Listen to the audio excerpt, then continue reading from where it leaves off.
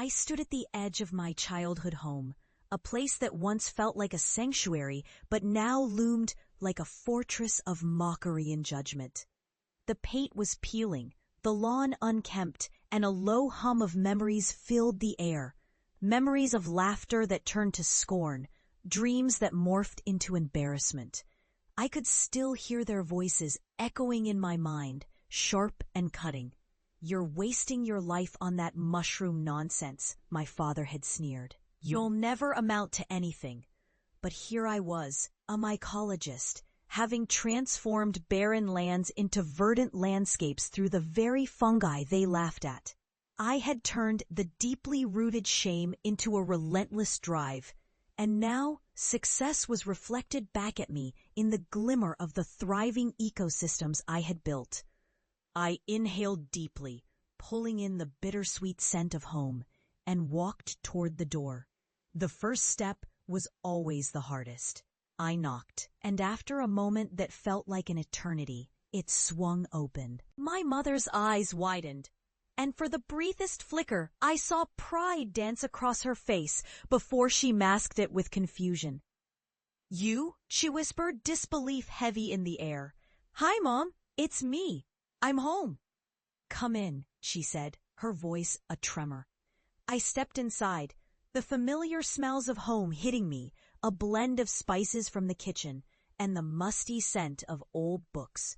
But the warmth I once felt here had evaporated, replaced by an awkward silence. The living room was cluttered, as always, with family photos that chronicled my childhood and adolescent failures.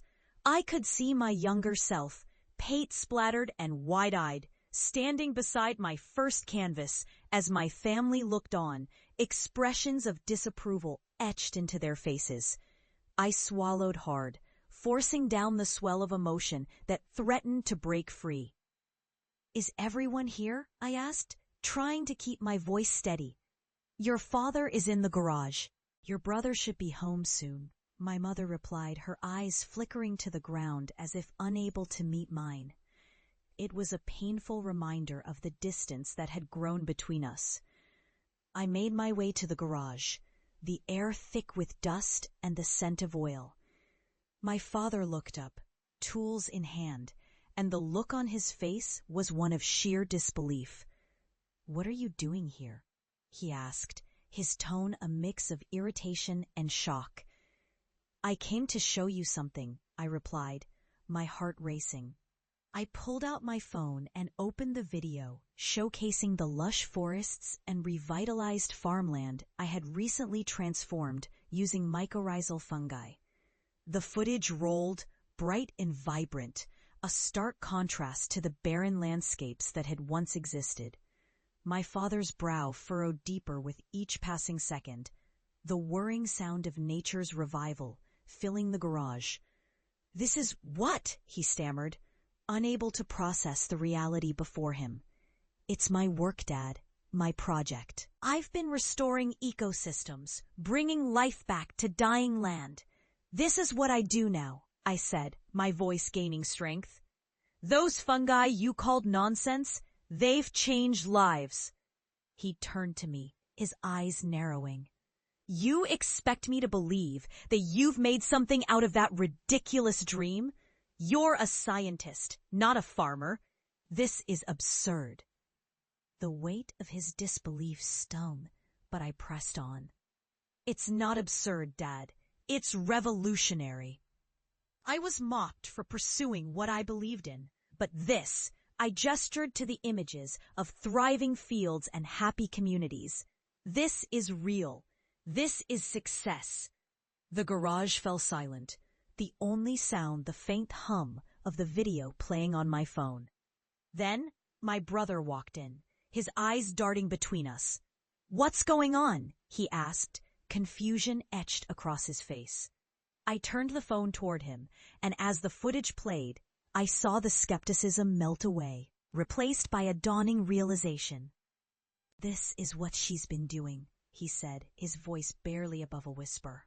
"Yeah, right," my father scoffed, but there was a tremor in his tone, a hint that he was beginning to see the truth. I stepped closer, my heart pounding in my chest. Dad, remember when you told me I'd be an embarrassment to this family? Remember how you laughed at my dreams? I took a breath, steeling myself. Well, I've turned that embarrassment into something that can heal our planet. I've proven that passion, when nurtured, can lead to incredible things. For a moment, my father looked away, shame creeping into the lines of his face. The silence stretched, thick and heavy, until finally he spoke. I didn't believe in you. I thought I was protecting you from failure. By mocking me?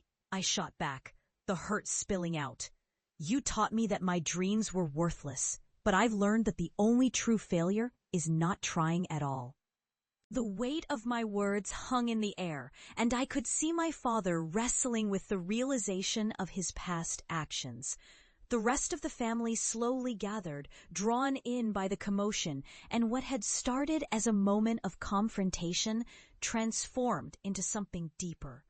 I could see the wheels turning in their heads, the dawning awareness of the consequences of their derision. I'm sorry, but my father began, but I raised my hand. It's okay, Dad. You're not the only one who's learned from this. I've learned too. I learned that sometimes what seems ridiculous can change the world.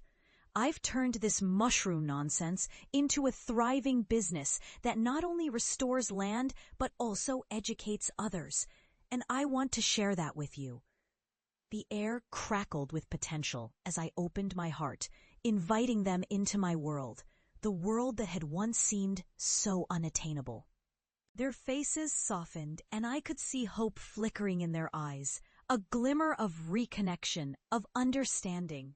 In that moment, I realized that redemption comes in many forms, and sometimes it's the very people who doubt us who can become our most profound supporters. Together, we stood at the crossroads of the past and the future, and I felt a warmth radiate through me, a promise of healing and unity. Let me show you what I've built, I said, gesturing toward the door. Together, we can learn to appreciate the beauty of nature's unseen allies. As we stepped out into the sunlight, I held my head high, no longer the child who had been belittled, but a force of nature in her own right. And as the warm breeze danced around us, I knew I was finally home,